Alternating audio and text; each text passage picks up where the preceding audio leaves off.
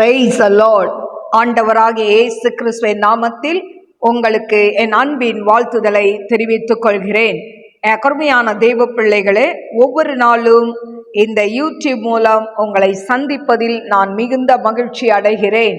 இந்த ஆடியோவை நீங்கள் கேட்டு தெய்வ ஆசீர்வாதத்தை பெறுவது மட்டுமன்றி, உங்களுக்கு அறிமுகமானவர்கள், உங்கள் நண்பர்கள், உங்கள் உறவினர்களுக்கும் இந்த ஆடியோவை அனுப்பி தேவனுடைய நாமத்தை மகிமைப்படுத்தும்படி உங்களை அன்புடன் கேட்டுக்கொள்கிறேன். இந்த நாளிலும் எஸ்தர் 5ஆம் அதிகாரம் முதல் வசனம். 3ஆம் நாளிலே எஸ்தர் ராஜ வஸ்திரம் தரித்து கொண்டு ராஜ அரண்மனையின் உள் முற்றத்தில் ராஜா கொலுவிருக்கும் ஸ்தானத்துக்கு எதிராக வந்து நின்றாள். ராஜா அரண்மனை வாசலுக்கு எதிரான கொலு மண்டபத்தில் ராஜாசனத்திலே வீற்றிருந்தான். ராஜா ராஜஸ்ரீயாகிய எஸ்தர் முற்றத்தில் நிற்கிறதை கண்டபோது அவளுக்கு அவன் கண்களில் தயை கிடைத்ததினால் ராஜா தன் கையில் இருக்கிற பொற்செங்கோலை எஸ்தரிடத்திற்கு நீட்டினான். அப்பொழுது எஸ்தர் கிட்ட வந்து செங்கோலின் நுனியை தொட்டாள். ராஜா அவளை நோக்கி, எஸ்தர் ராஜாத்தியே, உனக்கு என்ன வேண்டும்? நீ கேட்கிற மன்றாட்டு என்ன? நீ ராஜ்யத்தில் பாதி மட்டும் கேட்டாலும் உனக்கு கொடுக்கப்படும் என்றான். அப்பொழுது எஸ்தர், ராஜாவுக்கு சித்தமானால் நான் தமக்கு செய்வித்த விருந்துக்கு ராஜாவும் ஆமானும் இன்றைக்கு வரவேண்டும் என்றாள். அப்பொழுது ராஜா எஸ்தர் சொற்படி செய்ய ஆமானை தீவிரித்து வரும்படி சொல்லி எஸ்தர் செய்த விருந்துக்கு ராஜாவும் ஆமானும் வந்தார்கள். விருந்திலே திராட்சை ரசம் பரிமாறப்படுகையில் ராஜா எஸ்தரை பார்த்து, உன் வேண்டுதல் என்ன? அது உனக்கு கொடுக்கப்படும். நீ கேட்கிறது என்ன? நீ ராஜ்யத்தில் பாதி மட்டும் கேட்டாலும் கிடைக்கும் என்றான். அதற்கு எஸ்தர் பிரதியுத்தரமாக, ராஜாவின் கண்களில் எனக்கு கிருபை கிடைத்து என் வேண்டுதலை கட்டளையிடவும் என் விண்ணப்பத்தின்படி செய்யவும் ராஜாவுக்கு சித்தமாயிருந்தால் ராஜாவும் ஆமானும் நான் இன்னும் தங்களுக்கு செய்ய போகிற விருந்துக்கு வர வேண்டும் என்பதே என் வேண்டுதலும் என் விண்ணப்பமுமாய் இருக்கிறது. நாளைக்கு ராஜாவின் சொற்படி செய்வேன் என்றாள். அன்றைய தினம் ஆமான் சந்தோஷமும் மனமகிழ்ச்சியுமாய் புறப்பட்டான். ஆனாலும் ராஜாவின் அரண்மனை வாசலில் இருக்கிற மொர்தகாய் தனக்கு முன் எழுந்திராமலும் அசையாமலும் இருக்கிறதை ஆமான் கண்டபோது அவன் மொர்தகாயின் மேல் உக்கிரம் நிறைந்தவனானான். ஆகிலும் ஆமான் அதை அடக்கி கொண்டு தன் வீட்டுக்கு வந்து தன் சிநேகிதரையும் தன் மனைவியாகிய சிரேஷையும் அழைத்து தன் ஐஸ்வர்யத்தின் மகிமையையும் தன் பிள்ளைகளின் திரட்சியையும் ராஜா தன்னை பெரியவனாக்கி தன்னை பிரபுக்கள் மேலும் ராஜாவின் ஊழியக்காரர் மேலும் உயர்த்தின எல்லாவற்றையும் ஆமான் அவர்களுக்கு விவரித்து சொன்னான். பின்னையும் ஆமான் ராஜஸ்ரீயாகிய எஸ்தரும் தான் செய்த விருந்துக்கு ராஜாவுடனே கூட என்னை தவிர வேறொருவரையும் அழைக்கவில்லை. நாளைக்கும் ராஜாவுடனே கூட நான் விருந்துக்கு வரவழைக்கப்பட்டிருக்கிறேன். ஆனாலும் அந்த யூதனாகிய மொர்தகாய் ராஜாவின் அரண்மனை வாசலில் உட்கார்ந்திருக்கிறதை நான் காணும் அளவும் அவை எல்லாம் எனக்கு ஒன்றுமில்லை என்றான். அப்பொழுது அவன் மனைவியாக சிரேஷும் அவனுடைய சிநேகிதர் எல்லாரும் அவனை பார்த்து, 50 முழ உயரமான ஒரு தூக்கு மரம் செய்யப்பட வேண்டும், அதிலே மொர்தகாயை தூக்கி போடும்படி நாளைய தினம் நீ ராஜாவுக்கு சொல்ல வேண்டும். பின்பு சந்தோஷமாய் ராஜாவுடனே கூட விருந்துக்கு போகலாம் என்றார்கள். இந்த காரியம் ஆமானுக்கு நன்றாய் கண்டதினால் தூக்கு மரத்தை செய்வித்தான். எனக்கு அருமையான தெய்வ பிள்ளைகளே, இந்த நாளிலும் எஸ்தர் 5ஆம் அதிகாரம் 1 முதல் 14 வசனங்களை நான் வாசித்திருக்கிறேன். எனக்கு அருமையான தெய்வ பிள்ளைகளே, எஸ்தர் பார்த்தீங்கன்னா 3 நாள் அல்லும் பகலும் புசியாமலும் குடியாமலும் இருந்து உபவாசம் பண்ணி அவங்க என்ன பண்றாங்க? ஜெபம் பண்றாங்க. இப்போ அப்படி ஜெபம் பண்ணும் போது 3ஆவது நாள்ல ராஜா கிட்ட போற அந்த டர்ன் வந்துருச்சு. ராஜா கிட்ட போறா. எழுந்து அவ எஸ்தர் அதாவது ராஜ வஸ்திரத்தை தரித்து கொண்டு அரண்மனையில இருக்கக்கூடிய ராஜாவை சந்திக்க அவள் அங்க போய் நிக்கிறா. கொலுமண்டபத்துல ராஜா அங்க அவர் ஆசனத்துல சிங்காசனத்துல வீற்றிருக்கிறார். அவருக்கு முன்னால போய் நிக்கிறா. அவளை பார்த்த உடனே ராஜாக்கு அவளுக்கு மேல தயவு கிடைத்தது. அவன் கண்கள்ல இந்த எஸ்தருக்கு தயவு கிடைத்தது என்று சொல்லப்பட்டிருக்கு. அது கிடைச்சதுனால அவன் என்ன பண்றான், செங்கோலை நீட்டுகிறான். செங்கோலை நீட்டாட்டா யார் முன்னால வந்தாலும் அவங்க தலை சிறைச்சேதம் பண்ணப்படும். ஆனா சட்டத்தை மீறி நான் செத்தாலும் சாகிறேன்னு சொன்ன அந்த தீர்மானத்தை எடுத்த எஸ்தர் தைரியமாய் 3 நாள் அவ அதாவது பிதாவினிடத்துல அவ ஜெபித்து அவ என்ன பண்றா, துணிந்து செத்தாலும் சாகிறேன்னு சொல்லிட்டு துணிந்து போறா. ஆனா அவளுக்கு என்ன கிடைக்குது, அவன் கண்ணில் தயவு கிடைக்குது. கிடைச்சி அந்த பொற்செங்கோலை நீட்டின உடனே அந்த பொற்செங்கோலின் அந்த நுனிய அவ தொட்ட உடனே அவர் கேட்கிறாரு, எஸ்தர் ராஜாத்தியே, உனக்கு என்ன வேண்டும்? நீ கேட்கிற மன்றாட்டு என்ன? நீ ராஜ்யத்தில் பாதி மட்டும் கேட்டாலும் உனக்கு கொடுக்கப்படும் என்றான். பாருங்க, இது அந்த காலத்துல இப்படி சொல்றது வழக்கமா இருந்தது.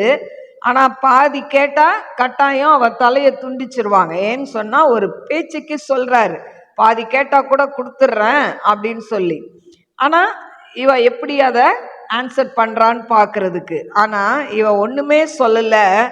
ராஜா அதாவது ராஜாவுக்கு சித்தமானால் நான் தமக்கு செய்து வைத்த, அதாவது நான் ஒரு விருந்து செய்யறேன், அந்த விருந்துல ராஜாவும் ஆமானும் கட்டாயம் வரணும் அப்படின்னு சொல்லி அவ கூப்பிடுறா.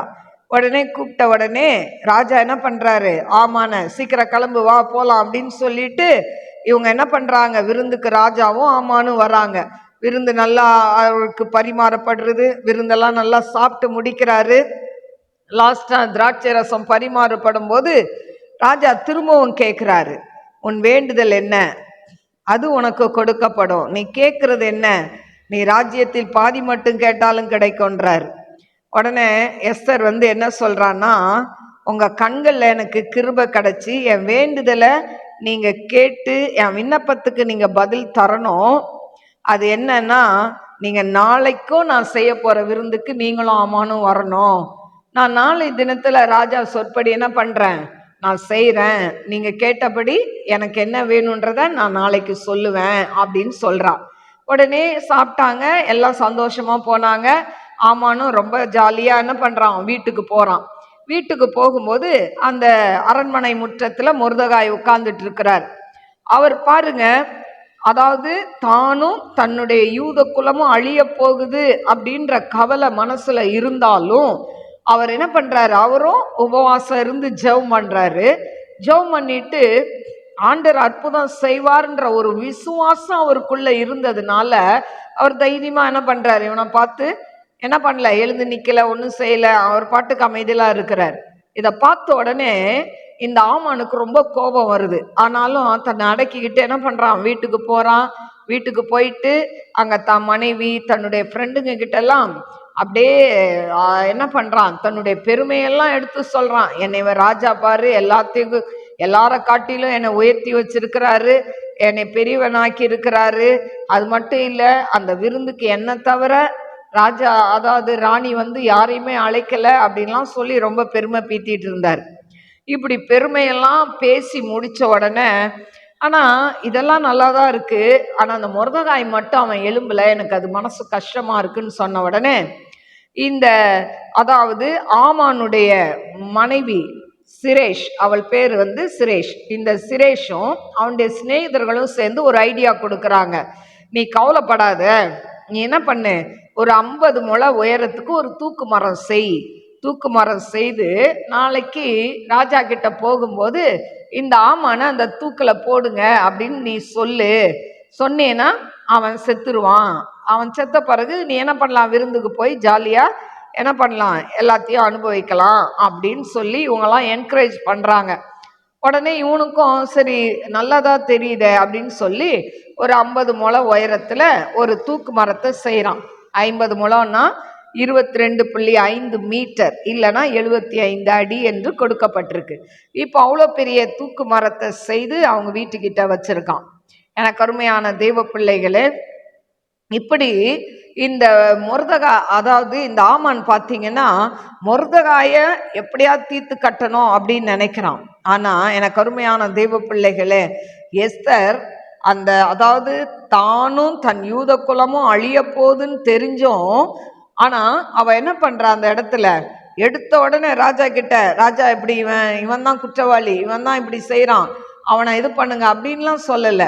அந்த இடத்துல பொறுமையா தன்னுடைய ராஜாவாகிய அகாஸ்வேரு ராஜா கிட்ட, அதாவது தன்னை ராணியாய் அவர் தேர்ந்தெடுத்தாலும், தன் மேல அளவற்ற அன்பு வைத்திருந்தாலும், அவ என்ன பண்றா, அந்த இடத்துல பொறுமையா அவ என்ன பண்றா, அதை பொறுமையாய் அவள் அந்த காரியங்களை சொல்கிறதை நாம் பார்க்கிறோம்.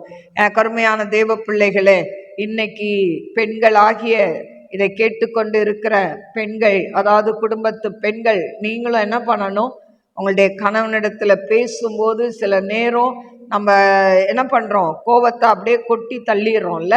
அப்படி இல்லாம இந்த எஸ்தர் ராஜாத்தி எப்படி பொறுமையா ஒரு பிரச்சனைய அவ ஹேண்டில் பண்றா அப்படின்னு சொல்லி நீங்க பாக்குறீங்க. அதே போல பிரச்சனை நேரத்துல நம்ம பொறுமை இழந்து விடாதபடி பொறுமையா என்ன பண்ணணும், அந்த பிரச்சனைய நம்ம டீல் பண்ணணும்.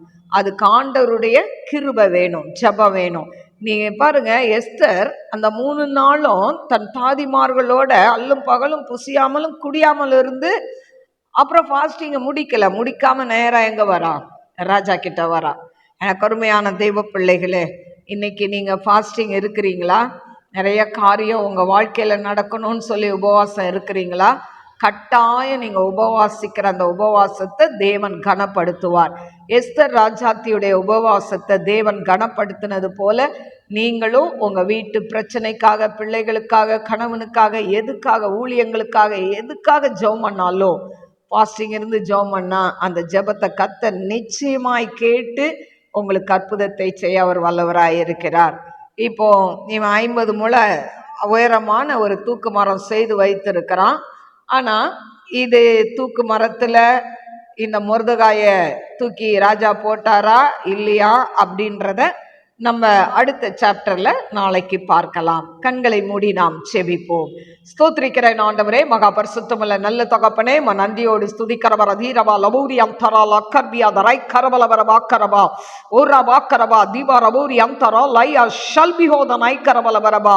ஆண்டவரே, எஸ்தர் ராஜாத்தி ஆண்டவரே உம்முடைய பாதத்துல காத்திருந்து ஜெபித்து ஆண்டவரே ராஜா கிட்ட போகும்போது ராஜா கண்கள் அவளுக்கு தயவு கிடைத்தது போல இன்னைக்கு இதை கேட்டுக்கொண்டு இருக்கிற ஒவ்வொரு பிள்ளைகளும் எதுக்காக உபவாசிக்கிறாங்களோ அந்த உபவாச ஜெபத்துக்கு பின்னால ஆண்டவரே யார் யார் கண்கள்ல தயவு கிடைக்கணுமோ தயவு கிடைக்க வைங்க ஆண்டவரே. ஷபா ரதிபா ரபு லா கர்பியா தரை கபூரி ஆக்கரபா ஓரா மாக்கரபா. ஆண்டவரே மாக்கு ஸ்தோத்திரிக்கிற ஆண்டவரே, யூத குலம் அழியக்கூடாது என்று சொல்லி ஆண்டவரே மகள் தகப்பனை திறப்பின் வாசலில் நின்று அழிந்து போற யூத குலத்துக்காய் ஆண்டவரே மன்றாடின எஸ்தர் ஆண்டவரே ராஜா கிட்டையும் போய் ஆண்டவரே அந்த மன்றாட்டை சொல்வதற்கு அவள் கத்தாவே ஆண்டவரே அவள் எவ்வளவு பொறுமையாய் ஆண்டவரே அப்பா தகப்பனே சதிகாரனாகிய ஆமான் சதிகாரன் என்று தெரிந்தும் அவனையும் அழைத்து விருந்து வைத்து ஆண்டவரே அப்பா அந்த ஆண்டவரே பிரச்சனைய ஆண்டவரே அப்பா டீல் பண்ணுவதை நாங்க பார்க்கிறோம். ஆண்டவரே உமக்கு ஸ்தோத்திரிக்கிறதை கேட்டுக்கொண்டு இருக்கிற ஒவ்வொரு பிள்ளைகளும் ஆண்டவரே பிரச்சனை நேரத்துல எஸ்தர் ராஜாத்தியை போல நீடிய பொறுமையோடு இருந்து அந்த பிரச்சனைகளை மேற்கொள்ளத்தக்க ஞானத்தை கொடுத்து உங்க நாமத்தை மகிமைப்படுத்துங்கப்பா. ஓ ஷாலா புய்ரா தீமா ரக்கன் ஷல்பியோதனை கரபா. ஆண்டவரே உமக்கு ஸ்தோத்திரம் ஸ்தோத்திரம். ஆண்டவரே, இந்த நாட்களில் எந்தெந்த குடும்பங்கள்ல கணவன் மனைவிக்குள்ள சமாதானம் சந்தோஷம் இல்லையோப்பா அந்த குடும்பங்கள்ல சமாதானத்தையும் சந்தோஷத்தையும் கட்டளையிடுங்க டாடி. உங்க நாம மகிமைப்படட்டும் ஆண்டவரே. அப்பா படுத்த படுக்கையா இருக்கிற பிள்ளைகளுடைய வியாதி படுக்கையை மாற்றும், திருமணமாகாத பிள்ளைகளுக்கு திருமண காரியத்தை ஒழுங்குபடுத்தி கொடு அப்பா. வேலையில்லாத பிள்ளைகளுக்கு வேலையை கொடுங்க அப்பா. அவங்க படிச்ச படிப்புக்கேற்ற நல்ல ஜாபை கொடுங்க அப்பா. நெடுநாள் காத்திருப்பது இருதயத்தை இழக்கப்படும், விரும்பினது வரும்பொழுது ஜீவ விருட்சம்னு சொன்னீங்களே அப்பா நீங்க இறங்கி அற்புதத்தை செய்யுங்கப்பா, வேலையை கொடுங்கப்பா. அதே போல பிசினஸ் செய்யற பிள்ளைகளுக்கு அவங்க கையின் பிரயாசங்களை ஆசீர்வதிங்க ராஜா. குழந்தை இல்லாத பிள்ளைகளுக்கு குழந்தை பாக்கியத்தை கொடுங்க. டிப்ரெஷன்ல இருக்கிற பிள்ளைகளுக்கு அந்த டிப்ரெஷன்ல இருந்து விடுதலையை கொடுங்கப்பா. ஆண்டவரே எவ்வளோ மாத்திரை, ஆண்டவரை அந்த மாத்திரைகளை எல்லாம் நிறுத்தி அப்பா அவங்க தெய்வீக சுகம் பெற கிருபை கொடுங்க டாடி. ஆண்டவரே உம்முடைய கரத்துல தாழ்த்தி ஒப்பு கொடுக்கிற, ஆசீர்வதிங்க. நாம மாத்திரம் மகிமைப்படட்டும். இயேசுவின் நாமத்தில் கேட்கிறேன் பிதாவே, ஆமென். God bless you. God bless you.